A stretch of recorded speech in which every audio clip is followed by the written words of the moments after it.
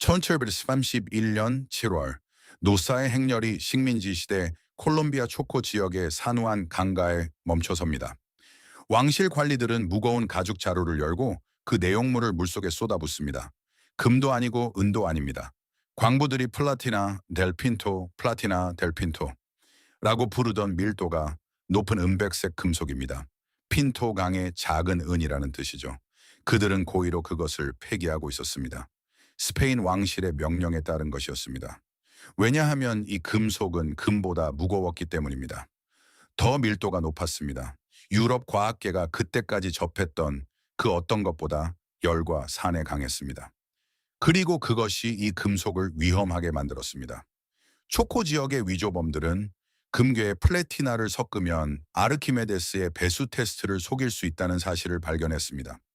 아메리카 대륙의 모든 왕실 조폐국에서 사용하던 표준 순도 점검법이었죠. 백금이 17% 포함된 주계는 순금으로 통과될 수 있었습니다. 사기는 감지 불가능했습니다. 그래서 스페인의 식민지 관리들은 제국이 통제할 수 없는 무언가를 맞닥뜨렸을 때 항상 하는 일을 했습니다. 바로 파괴하려 한 것입니다. 광부들은 금에서 흰색 금속을 분리해 강물에 던져버리라는 명령을 받았습니다. 툴레인 대학교의 역사학자 크리스 레인이 콜롬비아 국립기록 보관소를 통해 추적한 문서 기록에 따르면 이 정책은 수십 년 동안 지속되었습니다. 그들이 내버리던 이 금속은 현재 온스당 2,000전 달러 이상의 가치가 있습니다. 인류 역사상 단 한 국가만이 이를 통화로 사용했습니다.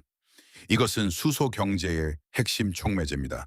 지금까지 개발된 가장 중요한 항암제의 활성 성분이기도 합니다. 그리고 여러분의 자동차가 배기가스 테스트를 통과하는 이유기도 하죠. 지금까지 발견된 모든 백금의 75%가 단 한 국가의 단일 지질 형성층에 존재합니다. 그리고 지금 7년 연속 공급이 수요를 밑돌면서 전 세계적으로 백금이 고갈되고 있습니다. 이것이 백금의 역사입니다. 금과 은을 모으는 대부분의 사람들이 진지하게 고려해 본 적 없는 귀금속이죠. 그리고 기록된 문서는 그것이 실수일 수도 있음을 시사합니다. 백금 발견의 공식적인 역사는 1848년 최초의 과학적 기술을 발표한 스페인 해군 장교 안토니오 데 우요아의 공로로 돌립니다. 그것이 대부분의 교과서에 실린 버전입니다. 하지만 이는 불완전합니다. 문서 기록에 따르면 라 톨리타 투마코 문화의 원주민들은 그리스도 탄생 600년 전부터 백금을 금공예품으로 가공하고 있었습니다. 유럽인이 백금을 접하기 2000년도 더 전의 일입니다. 그들은 백금 알갱이를 금가루와 섞어 금의 녹는 점 아래에서 가열한 뒤 망치로 두드려 모양을 잡는 소결 기술을 개발했습니다. 백금이 박힌 눈을 가진 장례용 가면, 유럽의 금세공인이라면 결합할 수 없었을 두 금속을 합친 의례용 물건들. 이 유물들은 오늘날 키토의 국립박물관에 전시되어 있습니다. 스페인 사람들이 도착했을 때 그들은 자신들이 무엇을 보고 있는지 전혀 몰랐습니다. 그들은 백금을 녹일 수 없었습니다. 백금의 녹는 점인 1768대 기어거시는 그들의 용광로가 도달할 수 있는 수준을 넘어선 것이었습니다. 산에 녹일 수도 없었습니다. 유용한 물건으로 가공할 수도 없었습니다. 그리고 은과 닮은 외양은 위조범들에게는 꿈만 같은 일이었습니다. 그래서 그들은 공급망에서 이 금속을 완전히 제거하려 했습니다. 1635년 에콰도르로 향한 프랑스 지질 조사단에 합류했을 때 19세였던 우요아는 초코 지역의 사금 채취 작업 검사 중에 플라티나를 발견했습니다. 그는 그것을 강철 모루 위에서 내리쳐도 깨지거나 부서지기 어려울 정도의 저항력을 가진 돌이라고 묘사했습니다. 1845년 스페인으로 돌아가는 길에 그의 배는 루이스버그에서 영국군에게 납포되었습니다. 그는 전쟁 포로가 되었습니다. 하지만 런던 왕립학회에는 그의 논문을 검토하고 그 과학적 가치를 인정하여 그의 석방을 위해 개입했습니다. 우요아는 조사를 발표하기도 전인 1846년 12월에 왕립학회 회원으로 선출되었습니다. 아이러니한 점은 영국의 금속학자 찰스 우드가 이미 1711년에 카르타헤나에서 자메이카로 밀수된 백금 샘플을 발견했다는 사실입니다. 우요아가 발표하기 7년 전이었습니다. 백금을 향한 과학적 경쟁은 이미 시작되어 있었습니다. 스웨덴의 헬릭 셰퍼는 1751년에 이것을 일곱 번째 금속으로 선언했습니다. 그리고 스페인의 베르가라 왕립신학교에서 일하던 프랑스인 피에르 프랑수와 샤바노는 백금을 전성이 있게 만들기 위해 3년을 바쳤습니다. 그는 좌절감에 모든 장비를 부순 것으로 유명하며 3개월 후 해결책을 가지고 돌아왔습니다. 1716년 그는 듀란다 백작에게 10cm 크기의 순수하고 가공 가능한 백금 입방체를 선보였습니다. 국왕 카를로스 3세는 그에게 전용 실험실을 주고 공정을 비밀에 붙이라고 명령했습니다. 샤바노의 백금은 1789년 교황 비오 6세를 위한 성배를 제작하는 데 사용되었습니다. 무게는 거의 2kg에 달합니다. 그것은 여전히 로마성 베드로 대성당의 보물창고에 보관되어 있습니다. 하지만 백금을 단순한 호기심 대상에서 하나의 산업으로 탈바꿈시킨 인물은 영국의 의사 윌리엄 하이드 울러스턴이었습니다. 1800년 크리스마스 이브에 울러스턴과 그의 파트너 스미스슨 테넌트는 795파운드에 거의 6,000 트로이온스의 충적 백금 광석을 구입했습니다. 그 후 울러스턴은 비밀 가루 금속 공정을 개발하여 20년간 숨겼습니다. 1828년 임종 직전에 받아쓰게 한 마지막 베이커 강연에서야 그 세부 사항을 공개했습니다. 첫 구매분을 정제하는 동안 울러스턴은 백금 광석 속에 숨겨진 완전히 새로운 두 가지 원소를 발견했습니다. 1802년의 팔라듐과 1813년의 로듐입니다. 테넌트는 찌꺼기에서 오스듐과 이리듐이라는 두 가지를 더 찾아냈습니다. 단 1년 만에 단 하나의 실험실에서 단 한 배치의 광석으로부터 4개의 새로운 원소가 추출된 것입니다. 울러스턴은 백금 사업으로 약 3만 파운드를 벌어들였습니다. 그의 나머지 과학 경력에 자금을 댄 큰 재산이었습니다. 이 4가지 원소와 1884년 카잔 대학교의 카를 에른스트 클라우스가 발견하여 러시아의 라틴어 이름을 따서 명명한 루테늄까지 합쳐 백금족 금속 PGM을 구성합니다. 6개의 금속입니다. 모두 함께 발견됩니다. 모두 함께 생산됩니다. 하나를 생산하지 않고서는 다른 것들을 채굴할 수 없습니다. 이 금속들이 분리될 수 없다는 지질학적 사실은 이후에 일어날 모든 일을 이해하는 열쇠입니다. 그리고 이는 놀라운 가격 변동을 만들어냅니다. 로듐, 6가지 중 가장 희귀한 금속입니다. 연간 총 글로벌 생산량이 약 30톤에 불과한 이 금속은 2016년 온스당 약 60달러에서 2021년 3월 거의 3만 달러까지 치솟았습니다. 5년 만에 50배나 상승한 것입니다. 그 후 다시 5천억 달러 미만으로 폭락했습니다. 메커니즘은 간단합니다. 강화된 배출가스 기준이 로듐 수요를 늘렸습니다. 하지만 로듐을 더 많이 생산하려면 모든 것을 더 많이 채굴해야 합니다. 필요하지 않을 수도 있는 백금과 팔라듐이 시장에 넘쳐나게 되는 것이죠. 이 금속들은 광석 속에 서로 묶여 있습니다. 어느 한 금속의 시장은 다른 금속들을 끌어들이지 않고서는 움직일 수 없습니다. 이제 러시아입니다. 이 부분은 백금에 대한 여러분의 생각을 바꿔놓을 이야기입니다. 왜냐하면 러시아는 이전에도 이후에도 다른 어떤 국가도 시도하지 않았던 일을 이 금속으로 해냈기 때문입니다. 1879년 예카테린부르크 근처 사금광의 부수물로서 우랄 산맥에서 백금이 발견되었습니다. 니즈니 타길 인근 로마노브 왕가 다음으로 러시아에서 두 번째로 부유했던 데미도프 가문의 영지에서 더 풍부한 매장지가 나타났습니다. 노동자들은 처음에 이 기이하고 무거운 알갱이들을 사냥용 산탄으로 사용했습니다. 그들은 말 그대로 동물을 향해 백금을 쏘고 있었습니다. 10년 안에 러시아는 전 세계 백금 공급량의 약 93.95%를 장악했습니다. 그리고 재무장관 거르크 루트비히 칸크린 백작은 역사상 어떤 재무관리도 시도하지 않았던 아이디어를 냈습니다. 그는 1827년 8월 위대한 박물학자 알렉산더 폰 훔볼트에게 편지를 보내 백금이 주화 제작에 적합한지 물었습니다. 훔볼트는 반대했습니다. 가격 변동성이 너무 컸기 때문입니다. 칸크린은 그 조언을 무시했습니다. 1828년 4월 24일 러시아는 백금 루블화를 주조하기 시작했습니다. 3루블, 6루블, 12루블의 3가지 권종이었습니다. 각 동전에는 순수 우랄 백금이라는 문구가 새겨졌습니다. 17년 동안 상트페테르부르크 조폐국은 137만 개 이상의 3루블, 동전과 단 3,074개의 12루블, 동전을 생산했습니다. 러시아는 기록된 역사상 백금을 공식 유통 통화로 사용한 유일한 국가로 남아 있습니다. 이 실험은 1845년 6월 22일에 끝났습니다. 대중은 낯선 흰색 금속을 불신했습니다. 주조 비용은 3루블 동전당 98코페이카가 들었는데 금 루블화의 경우 1코페이카도 채 되지 않았습니다. 백금 가격은 안정적인 통화로 쓰기에는 너무 심하게 요동쳤습니다. 그리고 이 동전들은 국제 무역에서 무용지물이었고 다른 어떤 나라도 이를 인정하지 않았습니다. 러시아가 주조를 중단했을 때 상트페테르부르크 조폐국에 쌓인 백금은 영국의 존슨 매티 존슨 매티 앤 컴퍼니 새 매각되었습니다.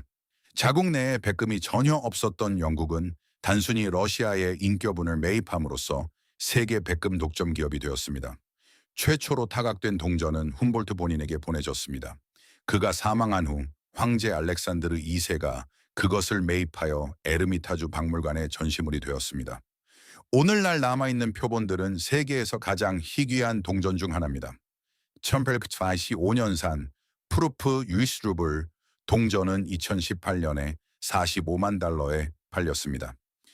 러시아의 실험이 끝난 후 한 세기 동안 백금은 호기심의 대상으로 남았습니다. 가치 있고 가공하기 어려운 금속으로서 실험실 장비나 신흥 전기 산업에 사용되었습니다. 그러다 1924년 8월 안드리스 롬바르드라는 농부가 남아프리카 공화국의 독일 태생 지질학자 한스 메렌스키에게 암석 샘플을 보냈습니다. 그리고 백금의 모든 지형이 바뀌었습니다. 메렌스키는 1913년 주식 투기 손실로 파산 선고를 받았고 제1차 세계대전 동안 피터 마리츠버그 근처의 영국 포로 수용소에서 시간을 보냈습니다. 프러시아 출신이라는 배경 때문에 수감된 것이었습니다. 그는 경력을 재건하던 무너진 사람이었습니다. 롬바르드가 그에게 보낸 샘플은 부시벨드에서 온 것이었습니다. 남아프리카 리움포포주에 있는 광대하고 오래된 지질 형성층이었습니다. 메렌스키는 만다그스후크, 마안닥쇼엑 농장에서 경제적 가치가 있는 등급의 백금을 확인했습니다.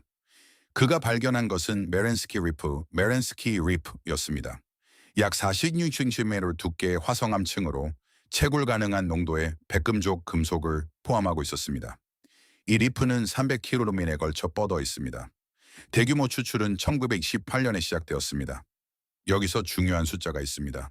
메렌스키 리프와 다른 두 개의 백금 함유층을 포함하는 지질 형성층인 부시벨드 복합체, 부시벨 컴플렉스는 지구상에 알려진 모든 백금의 약 75%, 모든 팔라듐의 54%, 모든 로듐의 82%를 보유하고 있습니다. 하나의 지질 구조, 하나의 국가가 핵심 산업 금속의 4분의 3을 가지고 있는 것입니다. 이 집중도는 중동의 석유나 중국의 희토류를 능가합니다. 이는 지구상에서 지리적으로 가장 집중된 전략 자원입니다. 그리고 이를 추출하는 데 드는 인명피해는 엄청났습니다.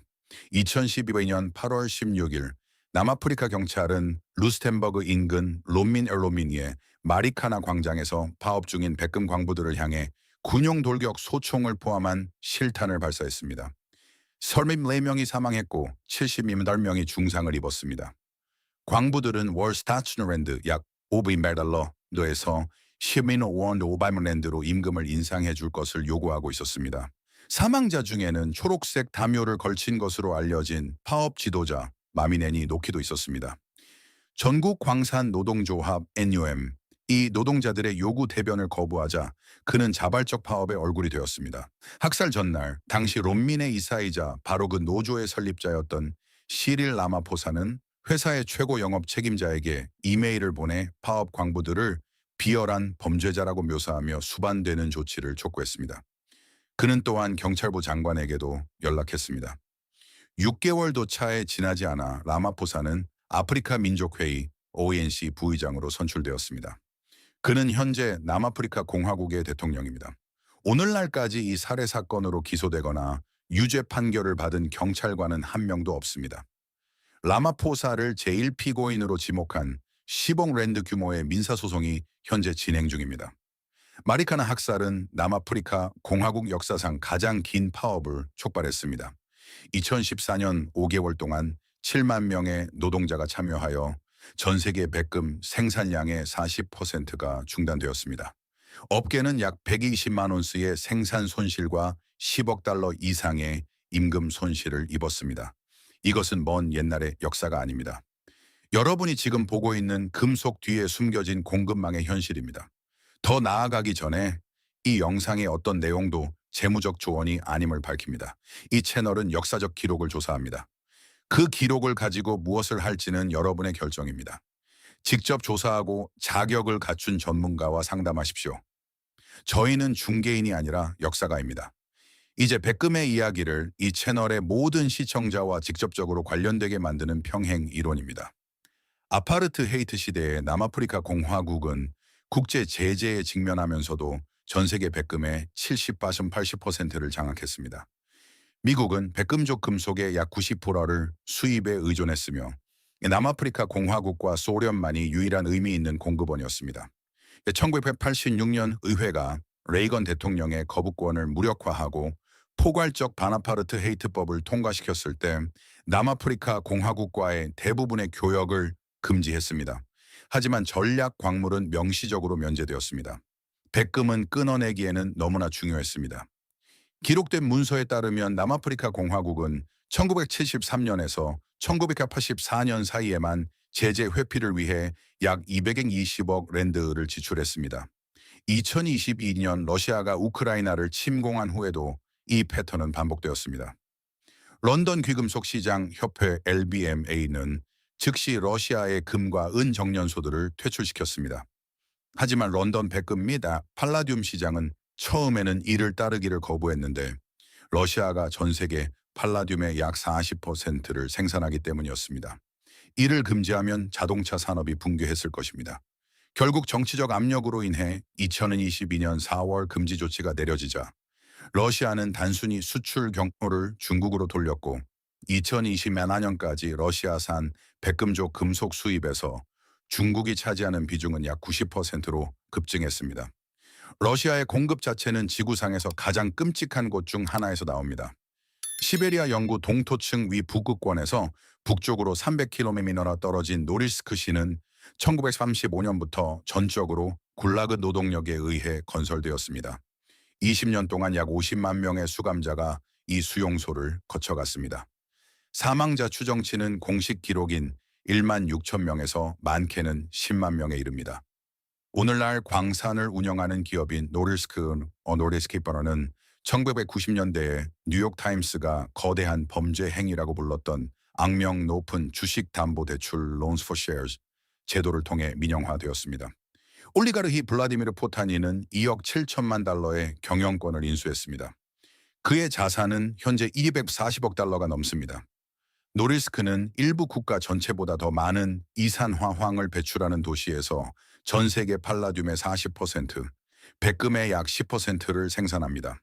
2020년에는 연료 저장 탱크 파손으로 2만 1천 입방미터의 디젤유가 인근 강으로 유출되었습니다. 노릴스크는 러시아 역사상 최대 규모의 환경 벌금인 20억 달러를 부과받았습니다. 이것이 이 채널이 금, 은, 석유, 그리고 이제 백금에서 문서화한 메커니즘입니다. 전략적 원자재가 제재를 받거나 불안정한 정권의 손에 집중되어 있을 때 제재는 공급을 제거하지 못합니다. 단지 경로를 바꿀 뿐입니다. 평행 시장을 만들 뿐이죠. 금속을 이미 장악하고 있는 사람들을 제외한 모두의 비용을 높입니다. 그리고 남은 접근 가능한 공급량을 줄이는 것이 아니라 더 가치 있게 만듭니다. 아파르트헤이트 시대의 남아프리카 공화국, 우크라이나 전쟁 중의 러시아, 그 메커니즘은 동일합니다. 그리고 지금 백금에 있어서 유의하게 중요한 이 두 나라는 동시에 지정학적 압력을 받고 있습니다. 남아프리카 공화국은 순환 정전으로 인해 2023년에만 백금 생산량이 약 6% 감소했습니다. 러시아는 서방의 제재 확대와 미국으로 유입되는 러시아산 팔라듐에 140% 이상의 관세를 부과할 수 있는 반덤핑 조사에 직면해 있습니다. 그렇다면 자산으로서의 백금에 대해 문서 기록은 무엇을 말해줄까요? 특히 여러분이 이미 금과 은을 보유하고 있다면 말입니다. 기록이 보여주는 첫 번째 사실은 역사적으로 백금이 금보다 아래가 아니라 위에서 거래되었다는 점입니다. 20세기 대부분의 기간 동안 백금은 더 비싼 금속이었습니다. 2008년 금융위기 전에는 백금 가격이 금의 2배 이상이었습니다. 1960년대에는 비율이 백금 유세로 6:1 이상에 도달하기도 했습니다. 백금이 금보다 비쌌던 마지막 시기는 대략 2015년 1월이었습니다. 오늘날 금값이 5천 달러를 넘고 백금이 6만 달러 근처인 상황에서 비율은 금 유세로 약 2.8칼까지 역전되었습니다. 이는 기록된 역사상 가장 큰 격차입니다. 두 번째는 공급 부족입니다. 세계 백금 투자 협의회 WPIC는 2022년부터 2025년까지 4년 연속으로 수요가 공급을 초과했다고 보고합니다. 쇼나츠 2025년의 적자는 100만 온스가 넘어 기록상 가장 심각했습니다. 지상 재고는 약 4개월치 수요량인 260만 온스 수준으로 떨어졌습니다. 실물 금속을 빌리는 비용인 백금 리스 금리는 2025년 3분기에 평균 15%로 급등했으며 한때는 거의 40%에 육박했습니다. 금속을 빌리는 데만 연간 40%의 비용이 든다는 것은 실물 시장이 이 종이 가격이 아직 흡수하지 못한 무언가를 말해주고 있는 것입니다. 세 번째는 백금이 금도 은도 가지지 못한 독특한 위치를 차지하고 있다는 점입니다. 금은 화폐적 금속입니다. 은은 하이브리드입니다. 백금은 완전히 다른 무언가입니다. 백금은 귀금속인 동시에 자동차 배기가스 제어에 필수적인 산업 금속이며 암 치료에 사용되는 의료용 금속이자 수소 경제의 핵심 촉매제입니다. 연간 백금 수요의 약 40%가 촉매 변환기에서 발생합니다. 1965년에 우연히 발견된 항암제 시스플라틴은 이후 세계에서 가장 널리 사용되는 화학요법 제제가 되었습니다. 이 약은 고환암을 사형 선고해서 90%의 생존율을 보이는 병으로 바꾸어 놓았습니다. 다른 어떤 귀금속도 이만큼 광범위한 수요처를 가지고 있지 않습니다. 자동차 수요가 존재하는 이유는 1950년에 촉매 변황이 특허를 낸 외젠 후드리 덕분입니다. 1970년 대기오염 방지법으로 자동차 제조사들이 배기가스를 줄여야 하게 되자 촉매 변황이는 필수 장치가 되었습니다. 표준 촉마의 변황이 하나에는 3,000채를께 백금이 들어갑니다. 이를 지구상의 모든 자동차 수에 곱해보면 왜 매년 채굴되는 모든 백금의 40%가 배기 시스템으로 들어가는지 이해할 수 있습니다. 그 뒤를 이어 촉마의 변황이 절도 범죄가 급증했는데 2019년에서 2022년 사이에 1,700건이나 희소샀습니다. 이것이 바로 거리에서 나타나는 희소성의 모습입니다. 네 번째는 접근성입니다. 백금은 금이나 은처럼 일반 소매, 구매가 널리 용이하지 않습니다. 이는 장벽이기도 하지만 신호이기도 합니다. 사기 어려운 금속은 공포 장세에서 팔기도 어렵기 때문입니다. 하지만 수소 경제는 계속해서 스스로의 전망치를 달성하지 못하고 있습니다. 백금의 산업 의존도는 취약점이기도 합니다. 심각한 경기 침체가 오면 자동차 생산이 줄고 백금 가격도 함께 하락합니다. 2008년에 백금은 6개월 만에 60% 이상 하락했습니다. 백금은 금이 아닙니다. 폭락장에서 금처럼 행동하지 않습니다. 그리고 백금을 희귀하게 만드는 지리적 집중도는 백금을 취약하게 만들기도 합니다. 남아프리카 공화국에서의 단 한 번의 파업이 하룻밤 사이에 글로벌 공급의 40%를 사라지게 할 수 있습니다. 솔직한 평가는 이렇습니다. 백금은 다른 어떤 금속도 필적할 수 없는 역사적 통화 지위, 산업적 필수성, 의료적 대체 불가능성, 그리고 구조적 희소성의 결합을 제공합니다. 하지만 금에게는 없는 변동성과 산업적 주기성을 수반합니다. 이 금속의 역사에 등장한 모든 제국은 똑같은 실수를 저질렀습니다. 스페인은 위협으로 보았고 러시아는 통화로 보았으며 아파르트헤이트 시대의 남아프리카 공화국은 지렛대로 보았고 소련은 전략적 비축물로 보았습니다. 모든 경우에 백금을 통제했던 사람들은 그것을 권력의 도구로 사용하려 했고 모든 경우에 금속은 정권보다 더 오래 살아남았습니다. 스페인 왕실은 사라졌고 로마노프 왕조도 사라졌으며 아파르트헤이트도 사라졌고 소련도 사라졌습니다. 하지만 백금은 여전히 땅 속에 있고 다음에 그것을 쥐게 될 사람의 손에 있을 것입니다. 이 이야기가 여러분의 포트폴리오에 담긴 귀금속을 보는 관점을 바꾸어 놓았다면 구독과 좋아요를 부탁드립니다. 저희는 그들이 묻으려 했던 역사를 발굴하고 있습니다.